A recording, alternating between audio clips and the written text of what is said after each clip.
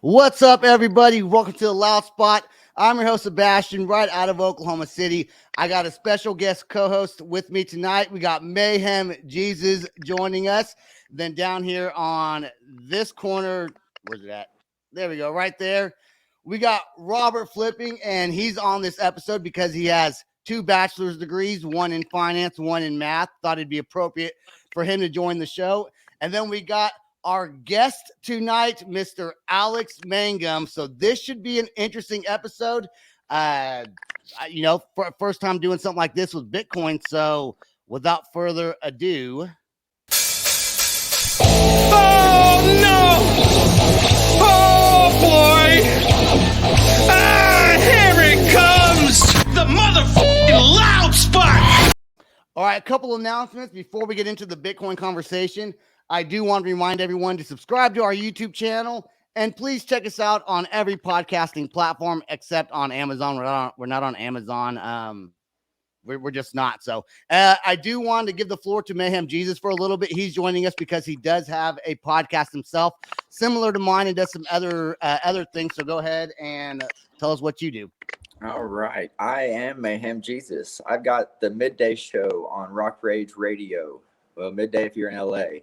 It's 3 to 4:30 in New York, noon to 1:30, Monday through Friday if you're in LA. Pretty much kind of like you said, what you do. I feature mostly unsigned up-and-coming artists, try to get them out there and heard. Aside from that, I'm also a tour manager with MVK Music Group. Right now I'm working with a band called Seasons out of Richmond, Virginia. Yep. I'm working with a band called Saturate out of here in Houston. And on the side, I'm also working with a band called Transient out of New Orleans. I'm wearing a Transient hat, actually. There you go. right. I didn't notice that. Yeah, I'm wearing a Transient hat. So you normally don't talk about Bitcoin then, huh? Yeah. Oh, yeah.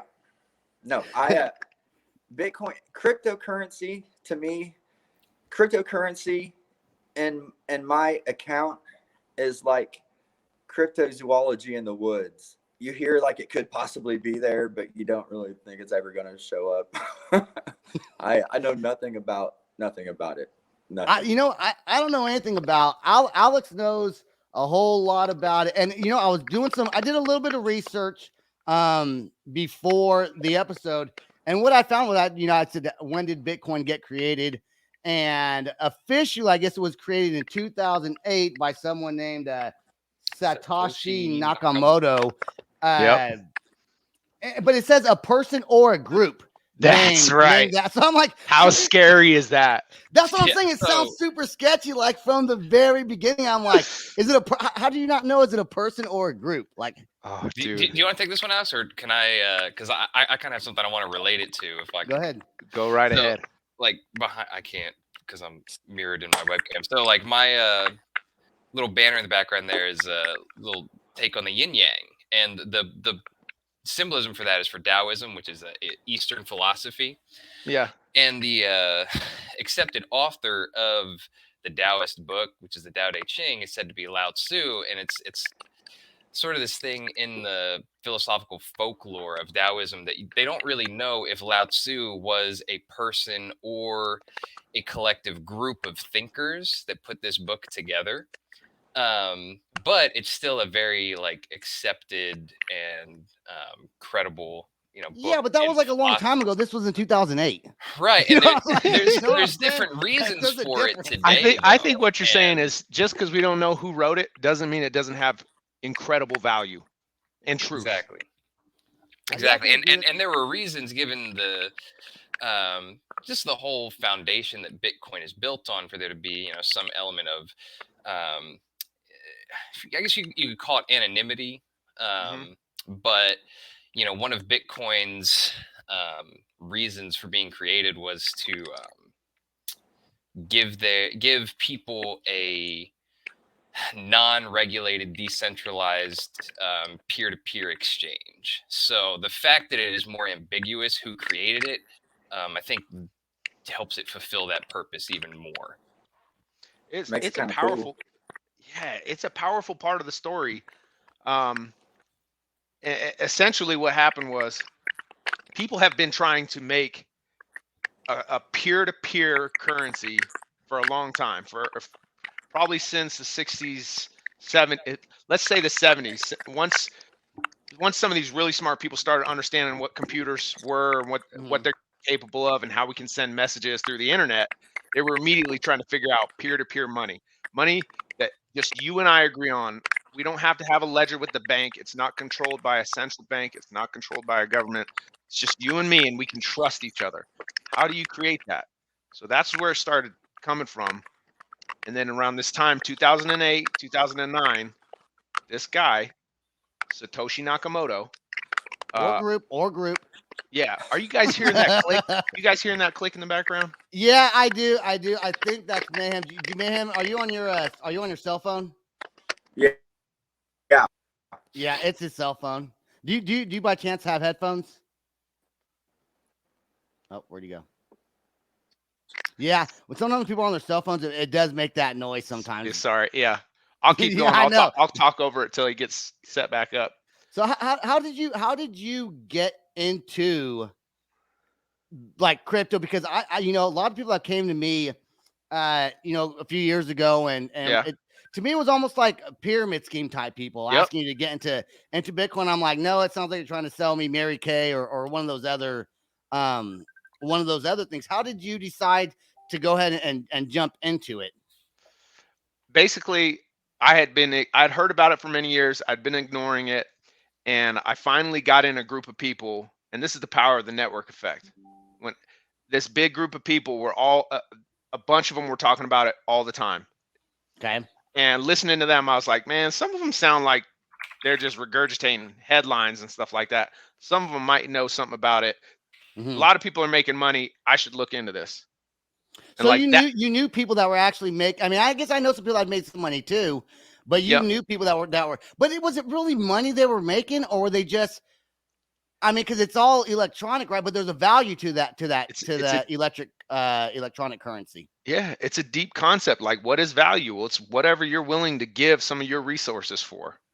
And so when we say making money on crypto, most people mean that they're cashing out for whatever their fiat currency is. Okay. And fiat currency, that term needs to be understood. Fiat currency is basically what the world runs on right now. It's currency by decree. The government says fiat, like they make a decree, it's money. That means it's disconnected from a reserve currency. Okay.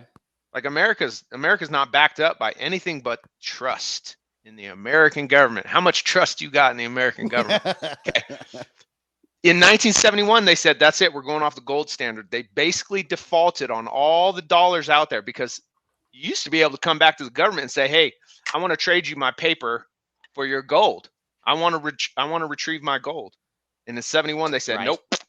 And so most of the nations of the world have followed suit. It's just fiat. So when most people say I made money on crypto, that means that they're counting for the value of their crypto that they own in whatever currency that they, live in and or peg it to. How many dollars do you have in Bitcoin? That's why we always. Well, this cryptocurrency, I mean, is Bitcoin? Crypto is the same thing, right? It's just another term. Yeah, crypto's the umbrella. Okay, and then there's different cryptocurrencies then. Yeah, there's like 10,000 of them, dude. See, but then how do they all relate to each other? Like, which one do you buy? They like, don't. If you're buying Bitcoin, and then there's like what's another big one besides Bitcoin? Ethereum. Ethereum's a big one. Yeah, and and you can correct me if I'm wrong or generalizing to too many cryptocurrencies, but they're Alex mentioned earlier, you're not relying on a bank's ledger to keep track of where money goes when it changes hands. So like, if you were to try to look at say when I send you money through Facebook Messenger or something like that, or PayPal, that what we see is money goes from me and then it ends up in your bank account, but there's a middleman there, and that's the bank. Now with Bitcoin has its own ledger that when I give money to you, it doesn't go anywhere but to you. There's no middleman. and Bitcoin has its own ledger as a cryptocurrency that is separate from the ledger of Ethereum. So those ledgers are called blockchains, and that's what makes them different. And however widely traded one cryptocurrency is versus another, or for whatever reason one gets more popular, more sensationalized, or has more value, that's what determines the value of one Bitcoin. And it's also very similar to how, when you think about stocks and market cap, there's only either a certain amount of money or a certain number of stocks for one particular, say it's Apple or Google, some of the big S&P 500, tickers, whatever it is. Yep. Bitcoin's the same way. There is a fixed number of Bitcoins. Yep. I think it's somewhere around, was it 21 million? That's right. Yeah, 21 million Bitcoins. I don't know how you know. He's like, yep, that's right. No, I want to make sure Mayhem Jesus is I want to make sure Mayhem Jesus is set up. Are you back with us? You're good to go? Yeah. Okay, all right. Yeah. So, I think I was too far away from our router. Okay, but no, before you go on, Robert, I do want to say, because you said it was Ethereum, right? Is that what you said? And Bitcoin would be another one. So if you're buying Ethereum or you're buying Bitcoin, okay, those don't you can't. Can you trade one for the other? They do not talk to each other. Absolutely, you can trade one for another. Okay, because how do you know which one to buy? Like, does one have more value than others? And on top of that, can you use cryptocurrency? Like, let's say you're on eBay, right? And because I think eBay accepts it now, or maybe Amazon or one of those big companies, right? Yep. They accept it. But do they accept all forms of crypto, or do they only accept certain forms of crypto? Only certain. And I love where this is going, because so today I was getting my webcam for this episode. You bought it with crypto? Well, when I was checking out, I don't remember how it came up, but I said to the cashier, I was like, well, we're all going to be using Bitcoin in a few years anyway, right? And he was like, exactly. Yeah. But there are some places that will accept cryptocurrencies, and they'll usually tell you which ones they do, and it's very similar to, we take MasterCard but not American Express, or we take both. Right. It depends. So Mayhem Jesus, have you ever thought about buying crypto at all? Oh yeah, I thought about it. I've talked to buddies about it. But what worries me, and it's probably a good question to ask you guys, is like, I worry about getting scammed on some shit, because me not knowing what the fuck is going on, I worry about somebody realizing that I don't know what the fuck is going on. Right, taking my money. And they say that happens with newbies. They get taken advantage of because they don't know. So before anyone buys crypto, should you, Alex, I'll ask you this, should you do a lot of research into what you're going to buy first before you just dive into the market? Of course.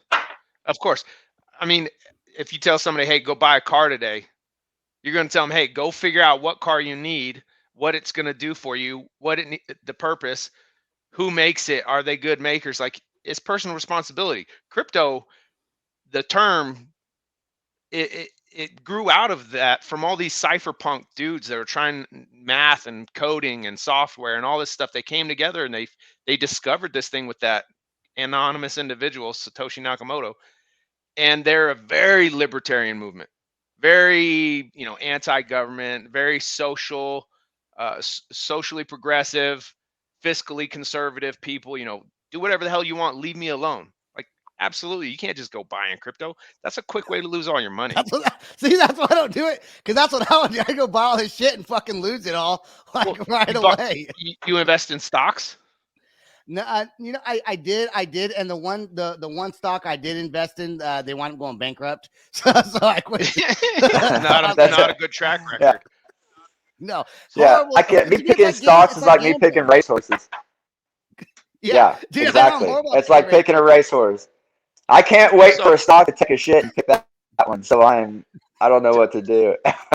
To buy these things, the thing that I recommend to people is take whatever to you is a small amount of money. If that's $100, cool. If that's $10K, cool. A small amount of money. Go to an exchange, because in a crypto exchange is very much like a stock exchange. You want to go, are you going to buy through Fidelity? You're going to go buy through TD Ameritrade? Who are you going to go buy through, right? You find a respective company, a respectful company, you go in there and you start buying your stocks. You set up an account. It's very similar with crypto right now. The difference is these exchanges are banks. They control your account. And most of them, especially in America, have what they call KYC, know your customer. They require an ID. They require a social security number. Right. They go watch you. So it's defeating the whole thesis of Bitcoin, which is I control my currency. Right. I send it to whoever the hell I want. There's no trusted third party. As soon as you go to an exchange, you got to trust the third party. You think the government's going to try to control? Hell yeah. Yeah. But, I mean, they're going to have to. I mean, but this is a worldwide thing. So, like, let's say you Can't have like control Bitcoin. how much Bitcoin? I don't even know if that's the right answer to say. Like, how many? You don't have pieces of Bitcoin because you just don't be. But how much Bitcoin, I guess, do you have? Me? Yeah.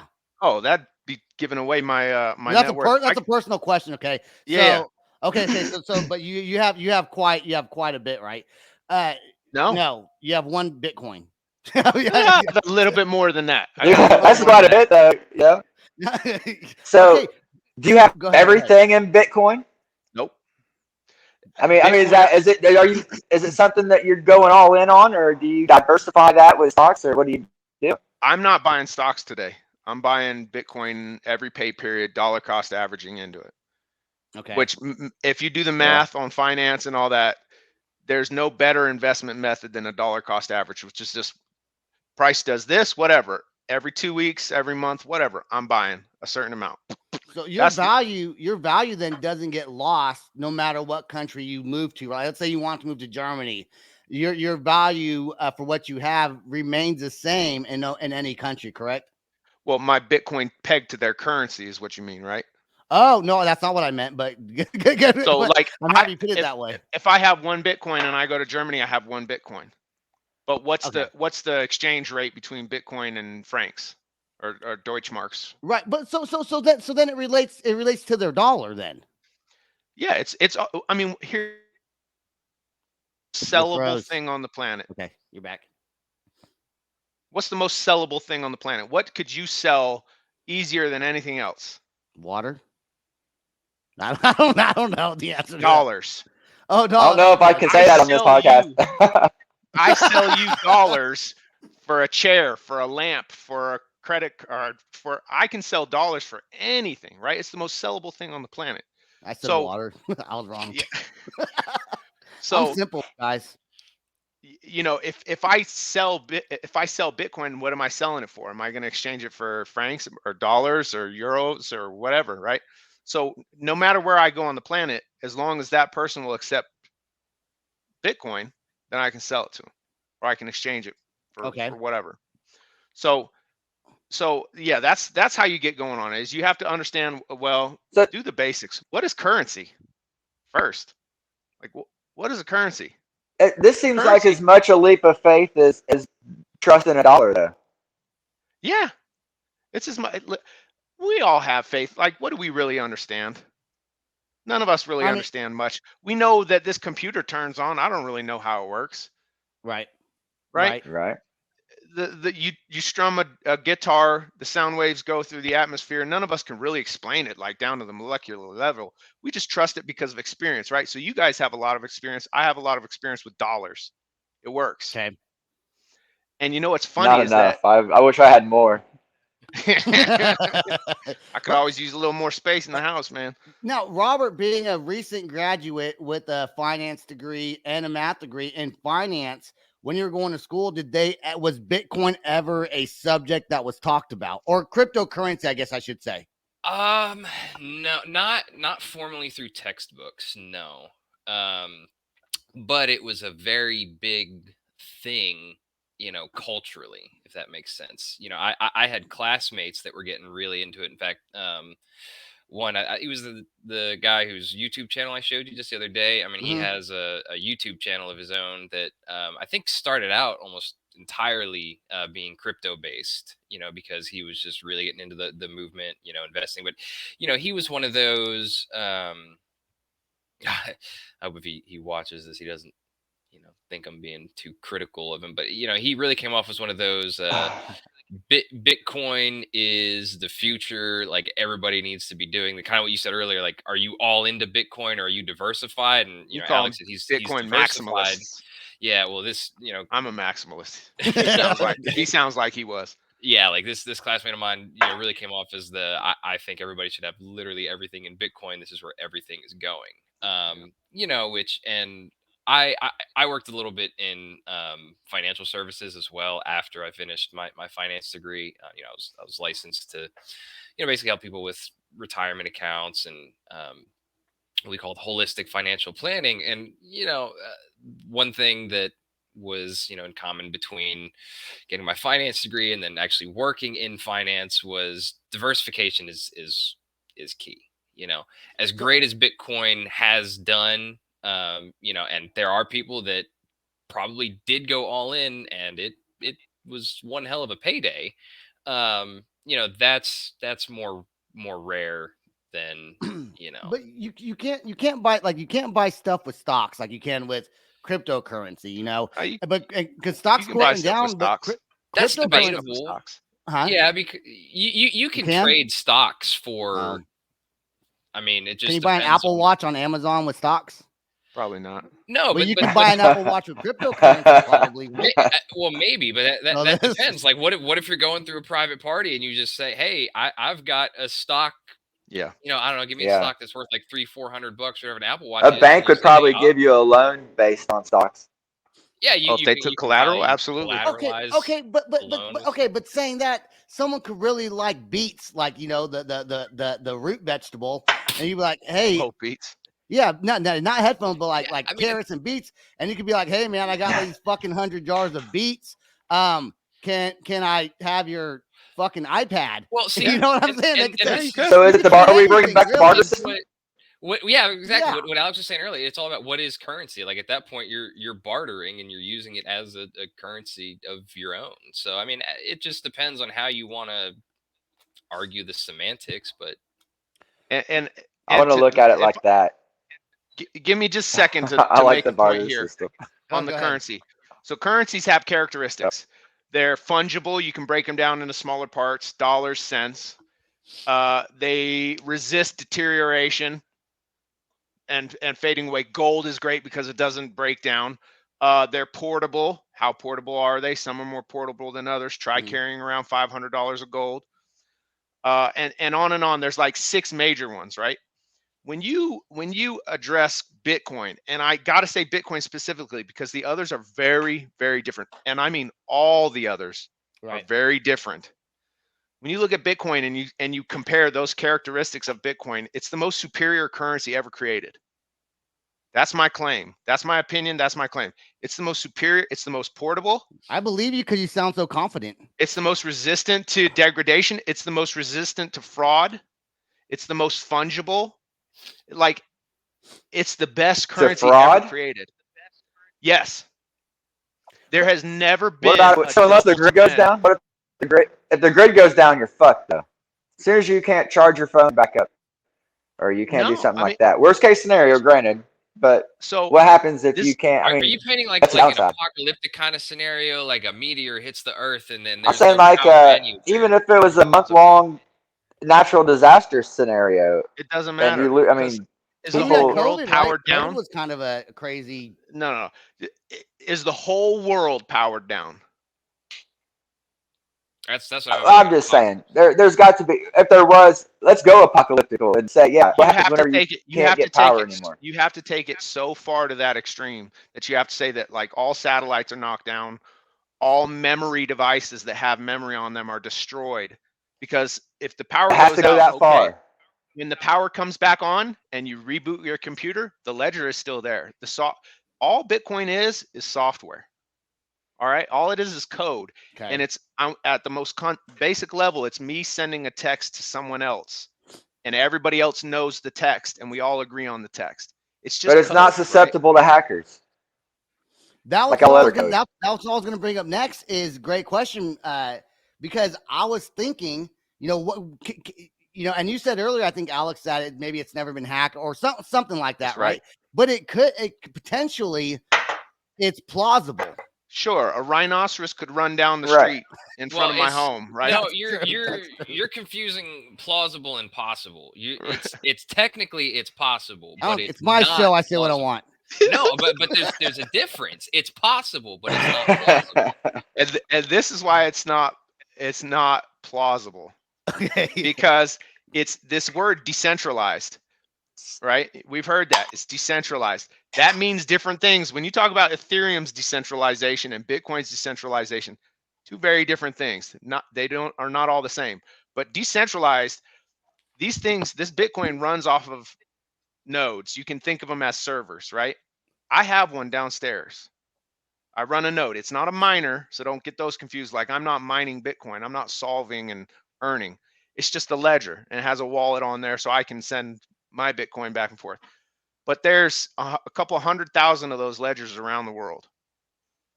Decentralized, right? And the more ledgers there are, the more decentralized it is, the less any one person can have control over it. Okay. So Bitcoin is software, Bitcoin is democratic, meaning that you have to have control of 51% of the computing network of Bitcoin if you want to make a change without getting everybody else to vote. Right? Yeah. So that's why, and the power behind it, and the cryptography behind it, the secret squirrel stuff behind it, is why it's never been hacked. People have stolen Bitcoin from others. Okay. But that's like saying I went into your bank account and then transferred your money out. It's not saying that I went and minted dollars or forged dollars. There's never been a double spend or a forgery of Bitcoin. Wow. It's the biggest, most powerful computing network in the history of man. There's no computer network on the planet that has more computing power than Bitcoin is. It's that strong. And to hack it, they estimated it would take several years and like $4 trillion or something like that. Is this just Bitcoin, not all cryptocurrency, right? I'm talking about Bitcoin. Okay. You talk about all the cryptocurrencies, it's just bigger than that. Even. Okay.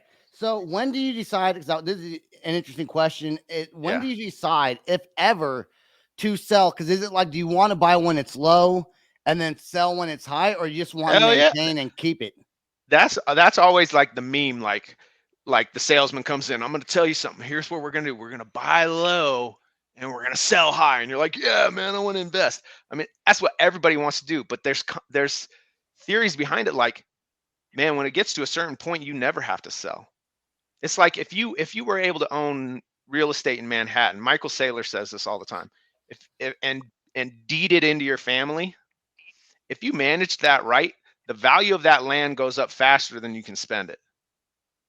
So therefore, you collateralize it and you borrow against it, and you never actually have to sell. So there's theories about that with Bitcoin, that there may come a time that you never have to sell it. But in the end, I need dollars. The four of us need dollars to operate. Like, the dollar probably isn't going away anytime soon. It may collapse, and there's going to be some serious, restructuring of the world order. But to change the world's economic payment rails, to change the company's payroll, to do all that, the cost of that is just astronomical. It's beyond plausible for us to think that we're only going to operate in Bitcoin. What's most likely going to happen is Bitcoin is going to be a reserve asset. What year did you get started with Bitcoin? Last February. I hate myself. I'm so mad because as soon as I did look, you were hoping like, oh, nobody would ask that, weren't you? I was like, let me, yeah. Nobody should be getting financial advice from me. I'm giving you guys opinions, right? I'm not qualified. Yeah, no, but you know a lot. I know a shit lot. ton because I was like, you're convincing. I went down the rabbit hole, man. All right, so what do you think about all this, man? What's your take, Mr. Financial Degrees? Oh, Robert. Just what I went back to earlier is I wouldn't ever be an all-in, like, diehard Bitcoin fanatic, but it should be part of anybody that's trying to take some kind of holistic approach to their investing. That's right. should include it. Fidelity came out with. Are you as confident in the security? Oh, absolutely. Like it, and it kind of goes back to Alex really zoomed through the idea of, there's never been a double spend. But if you don't know what that means, you said something earlier about if somebody could pull off some kind of a fraud with Bitcoin, and in order for somebody to do that, they would have to basically trick every ledger. He said he's got a ledger in his house, and there's thousands upon thousands of other ledgers out there. In order to commit some kind of a fraud, you would have to trick every single ledger like separately. It would never happen. And another thing is that it's all public. Even if somebody managed to do it, there would be so many eyes on it that it would, it would collapse the value of it. It would collapse the value of it, because the value is only there because of the faith. What are you saying about Fidelity, Alex? Because Robert was saying, diversification is a wonderful concept. Fidelity came out the other day. Fidelity, they have like a couple $1 trillion of investments under their management, right? They said it's riskier to have a 0 position in Bitcoin than it is to have a 5% position in Bitcoin. That's their public stance now. Wow. That's powerful, right? That's powerful. That's a big one. And back to what I was saying, it's probably because Bitcoin is so trustworthy and it has all these magical properties of this magic internet money that it's most likely going to become a reserve currency. So America used to be really powerful because we had a ton of gold in Fort Knox. I doubt we have a ton of gold in Fort Knox today. We don't know how much gold we have in Fort Knox today because you can't audit the Fed.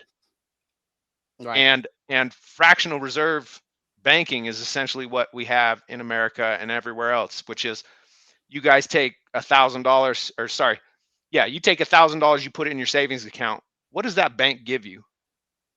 They give you a promise. They give you a promise, and what are your returns on that savings account? Oh, like 0.5%, maybe. And you get like 2 pennies at the end of the year, right? But they take that $1,000 and they go, oh, we can loan out 10K now because they're a 10-to-1 fractional reserve, right? Right. So now all of a sudden they loan out 9K, 10K on top of that one that they have in reserve, and they get interest back on that, and they give you a penny. Man, the banking system is screwed up, dude. Yeah, they and what's funny is we've already been on 32 minutes, and normally I'm like ready to wrap it up. This is a very interesting conversation. Like I find it fascinating, and you're very knowledgeable since only doing it for a year and a month, pretty much. I got issues where I just like gravitate to something and then I don't leave it alone. But no, that's do you try? I do want to add just one more question. Then we'll get off here. And if we have a lot of people that like this, maybe we'll do another one in 3 or 4 months from now. Might be kind of interesting. But do you try to convince your friends or talk to your friends about Bitcoin and tell them? And by no means do I want people to think that I'm for or against Bitcoin. I'm just hosting this show here because it's interesting to me. Would you try to convince your friends why it's good, or do you not really talk about it to them? I do, to the point that it's just bothersome. People roll their eyes at me, and my wife is like, "Oh, he's going again." And yeah, man, Can you please not talk about Bitcoin to your friends at dinner tonight, Alex? And the problem is too, I grew up in the Mormon church. So it's like they taught me how to be an annoying Mormon, and now I'm an annoying Bitcoiner knocking on your door. Do you have a moment to talk about our Lord and Savior, Satoshi Nakamoto? Like, it's bad, dude. I talk about it all the damn time. Well, Mayhem Jesus, apparently he's having some technical difficulties, so he's been in and out. The show. You know what? I found, like I said, man, I found it very interesting. We didn't even scratch the surface, man. I know we didn't, and I could tell we could be on here for a whole nother hour. Here's what I want to do. I want to leave this where it's at. I do want you to come back on maybe this summer, beginning of summer. And Robert, I want you to come back on too. And maybe Mayhem Jesus can join us again. I do want to thank him for joining. And please check out his show. But if you didn't hear it, go back earlier and you can hear all about it. And Alex, man, thank you for sharing all of your thoughts on Bitcoin. I know there's a whole lot more to say. In fact, I don't even think we really got out what I planned on accomplishing during this podcast, but that's okay. That leaves room for more, to be continued, if you will. Yeah, because what were you wanting to get? Because I was thinking next time we could go into like NFTs, because that's part of the maybe go into NFT. Robert, next time we have another this episode and we talk about Bitcoins again, I'll have you join because you have a lot of good input, and I knew you would coming on to this episode with us. So that's all the time we got for this episode. I do want to remind everyone to check out our YouTube. Alex and Robert, stay there. Don't go anywhere till after the outro song is done. And that's all I got. Peace out, rock on, and much love. This is the Loud Spot outro by Nothing Short of Tragic. Is this all talk with no action? No. Is this my thoughts with distraction? No. Is this what I bought that's in fashion? Or is this the Loud Spot with Sebastian? Yes. Does Nothing Short of Tragic have his back again? Yes. Does everything that's good really have to end? Yes. A pimp host has a pimp show, so to get more episodes, make an order, this is over. Thanks for watching our video. Don't forget to click the like and share button. Don't forget to go to our YouTube and subscribe. If you want to listen to our audio and pick up some cool merch, go to www.theloudspot.net. Peace out, rock on, much love.